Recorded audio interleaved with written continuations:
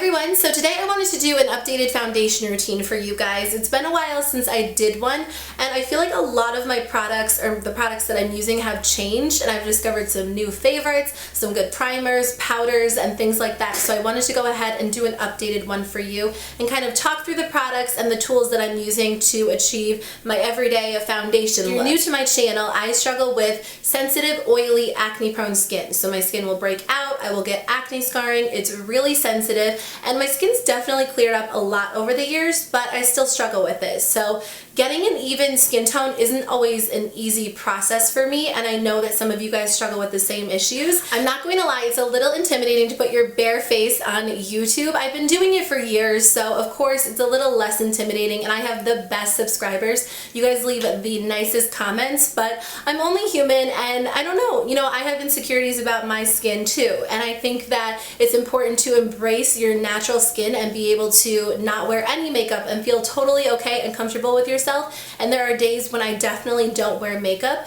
but I also think, there's nothing wrong with wanting to achieve a flawless foundation look or wanting to even out your skin tone. I feel like that's perfectly fine. I think that it's fun to do that. It's fun to experiment with new products, and if it gives you a little bit of extra self-confidence in the morning when you're walking out the door, then I think that's perfectly fine. So I wanted to do this video to share with you guys how I even out my skin tone, cover up freckles, acne scarring, and things like that for those of you that might want to do the same thing. So I will be using the Royal & Langnickel Revolution Pro Complexion Kit, which comes with 6 different synthetic brushes in it, and these are just the best quality brushes that I've used ever. I am obsessed with them, and I feel like they just help to create a really flawless face. These are the only brushes that I use to achieve basically my entire face look anymore. So I love these so much. They look amazing. Like, I just love how they look. I chose them because they were synthetic, and I was curious to try these out because I heard that they work better with powders than a lot of other synthetic brushes, and that is definitely true,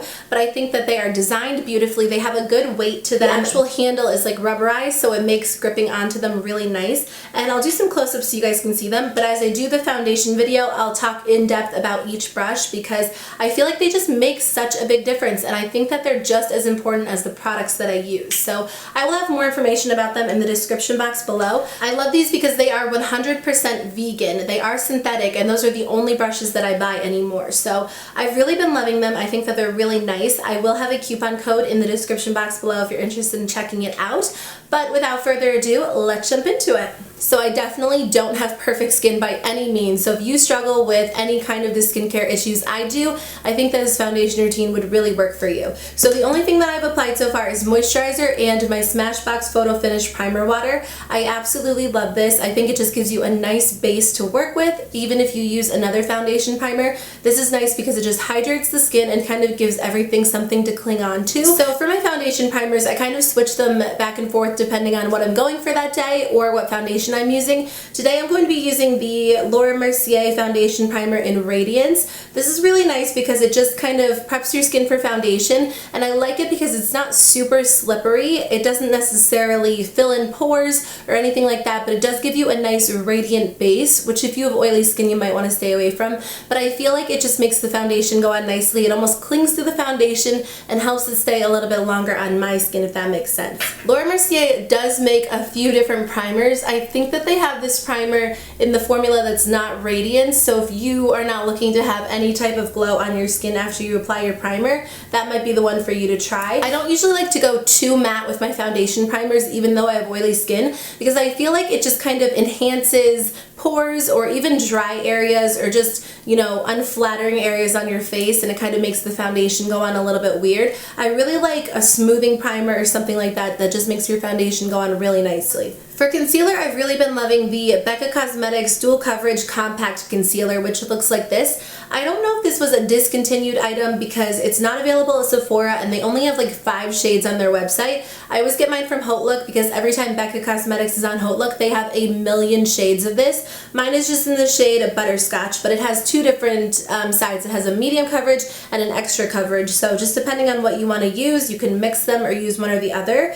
I like this because it's a little bit of a drier layer concealer. So when you apply this to your skin to cover like acne scarring or anything that you want to cover on your face, it doesn't necessarily slip around as much as something like the Benefit Boing concealer might, and I love that concealer. That is one of my favorite concealers of all time, but I do feel like since that one's a little bit more thin and moisturizing, it kind of slips around on my skin. I love this one because it really does stay in place all day long, and it covers everything. It's amazing at covering, and also you can't see it underneath your foundation. So I've been loving it. Honestly, I think probably the best place to get it is Haute Look when BECCA Cosmetics is on there, but I've also seen it on Amazon. It just depends on what color that you're looking for. I'm obviously not too light-handed with my concealer. I like to use a lot, but I think that it just works well to cover up these areas, and then the foundation just works nicely to even everything out. And then after that, I just go in with foundation, and I was kind of debating which one to use, but honestly, this is like my go-to foundation. No matter what foundation I try in my lifetime, I always end up going back to this one, and it is the Covergirl Outlast Stay Fabulous 3-in-1. My shade is 805, which I believe is the lightest shade in the range, but this is nice because it is a full coverage foundation in my opinion, but it's not too thick, it's not too cakey, it has a little bit of like a luminosity to it, and it's just a great foundation. So I just pump a little bit on the back of my hand. So for my foundation, I am using the Revolution BX20 flat top Kabuki brush, which I love this so much.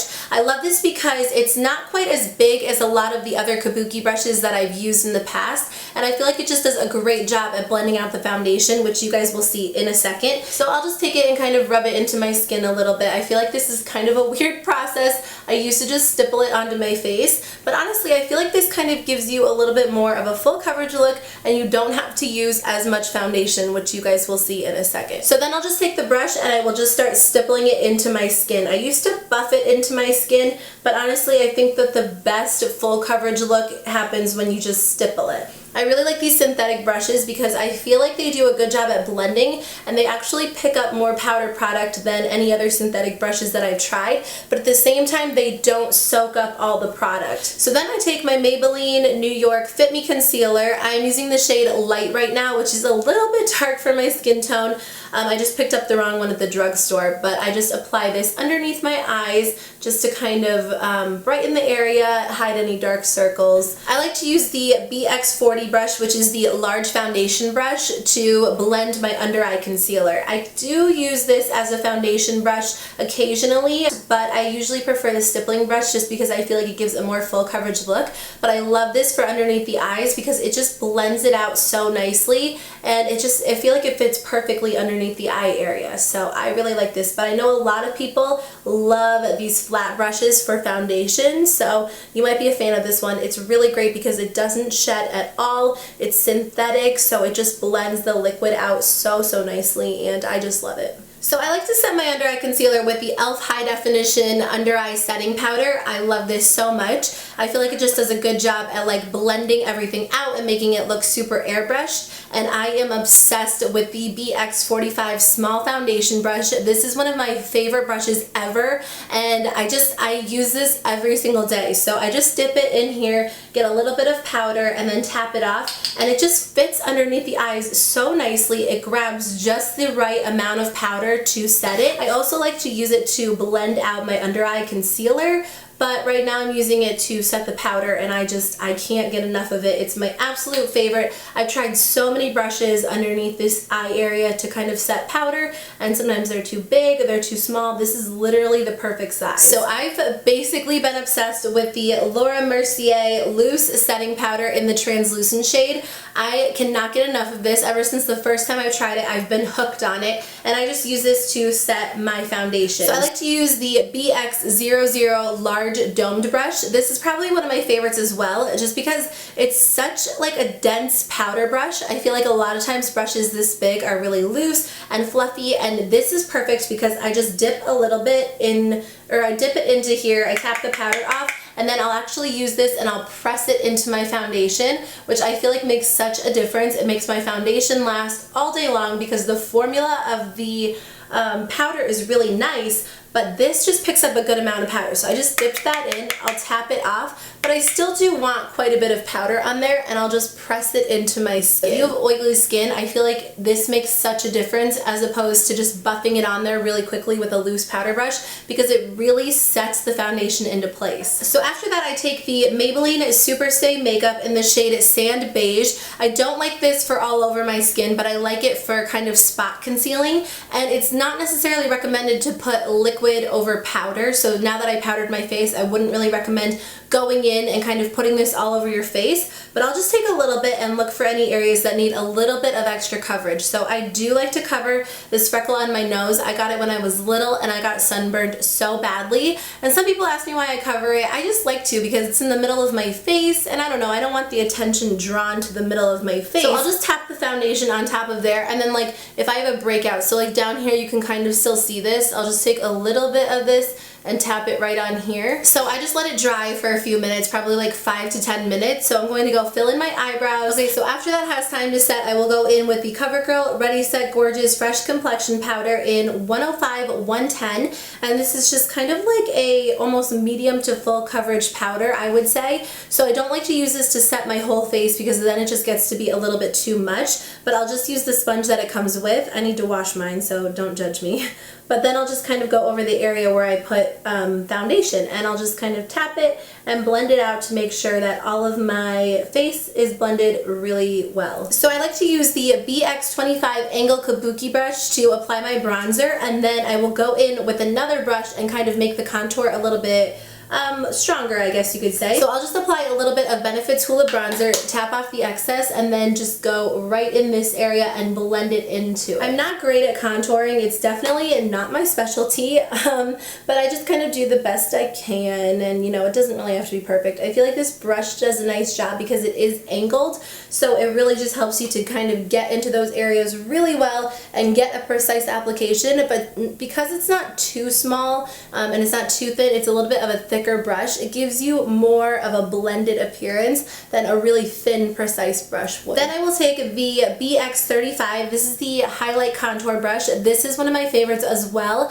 I feel like this is a must-have brush. There are so many different contour brushes out there, but this one is the perfect size because it is not too big, it's not too small, it's perfect for creating that contour line. So I'll just go back into the Hoola bronzer, tap off the excess, and then I'll just take a light hand and really kind of define that area. So not anything too crazy. So that's what it looks like, and then I just go back in with the other brush and kind of blend it out a little bit, but I like how it applies it. Like, I feel like that was so simple and easy, and since I am not that great at contouring, it just makes it a little bit easier for me. So that's pretty much it. I'll usually finish off with a blush and a highlighter, but I switch those out, and these are like my staple products that I wear almost every single day or whenever I'm wearing makeup. I think that they do a pretty good job at evening out my skin tone. I mean, my skin still doesn't really look perfect. There are some more full coverage foundations on the market, but I feel like for everyday wear, like, this is a good foundation routine for me, and I feel like it keeps my makeup in place.